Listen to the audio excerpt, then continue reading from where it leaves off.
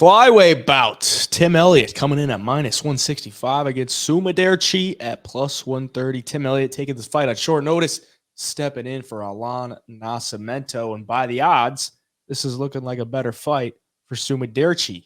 He was a pretty hefty underdog against Nascimento. Tim Elliott stepping in on what, 4 or 5 days notice. Yeah. And I mean, not really a fight that's like, jumping off the board like he should take. But either way, he's coming in here after the loss to Makayev. He's 3-2 in his last 5. Sumudaerji 3-2 as well. You see the age difference there, 36 years of age.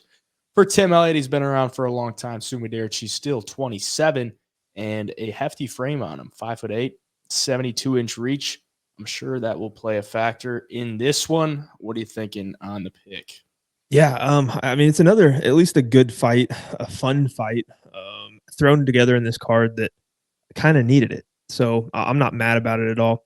Sumudaerji, though, when you watch him fight, the dude is big for 125, and he's long and he hits pretty hard. He's probably one of the more powerful pound-for-pound strikers, I'd say, in the division. But he's got some holes in his game, and the big hole I see is getting taken down and beaten on the mat. The guy, you go and look at his record. The guy's been submitted 5 times in his pro career. I don't like seeing that when you're going up against the Alan Nascimentos and even Tim Elliott. Like Tim Elliott, if you remember back pretty short time ago to his last fight against Muhammad Makayev, the guy had him in a pretty deep submission. I believe it was a triangle. He had 2 official submission attempts in that fight, and that's against Muhammad Makayev, who's a very, very high-level grappler. I don't think Sumudaerji, if he gets caught in some of those positions, I don't think it's good for him. I think Tim Elliott can finish this fight on the mat. I think Tim Elliott's going to be able to get the fight down to the mat. But while he's on the feet, he's going to have to be careful because, like I said, the power is really, really good for Sumudaerji. For Tim Elliott, though, I mean, I look at the fight, for Sumudaerji, I look at his last fight against Matt Schnell, which was such an underrated fight, like probably should have been fight of the year. He's winning. He has Schnell hurt and wobbled multiple times in that second round, and it took one right hand from Matt Schnell to wobble him. Schnell got on top and then ended the fight via triangle choke, choked him out unconscious. So, yeah, I mean, if Sumudaerji does get taken down a few times in the first round, I think Tim Elliott's going to have a way easier path to victory, either by sub or decision, because Sumudaerji seems to get a little bit tired in there.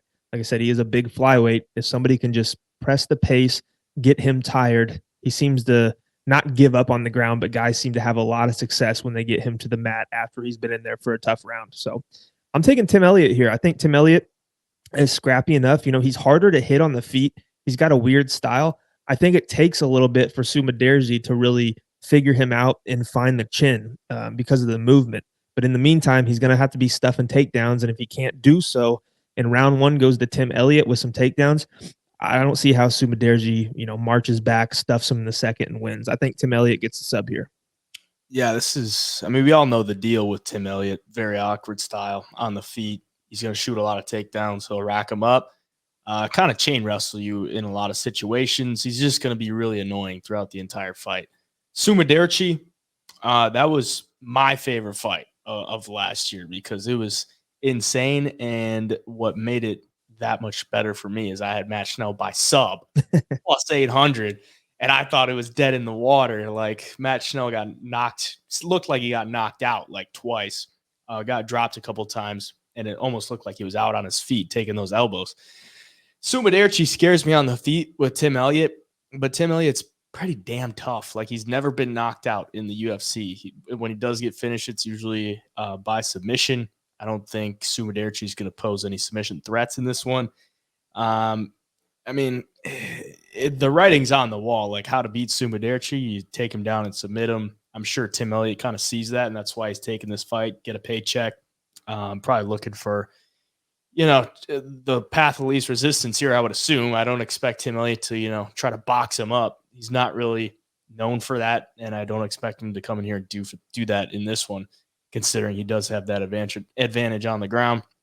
It looks like Tim Elliott all day, but Tim Elliott does have a way to get into these fights where he can let it go. Like he was up 2 rounds against Makayev, and then tries to go to the wrestling again, ends up in a bad spot, gets submitted. But that's Makayev. This is Sumudaerji.